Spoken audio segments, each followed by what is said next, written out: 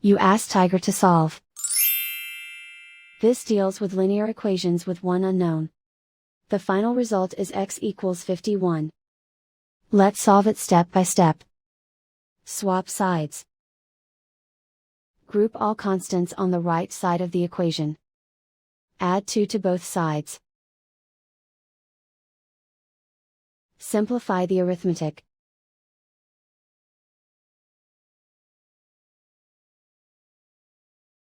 Isolate the x. Multiply both sides by 3.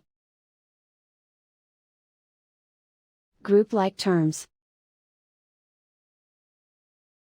Multiply the coefficients. Simplify the fraction. Simplify the arithmetic. And so the final result is x equals 51.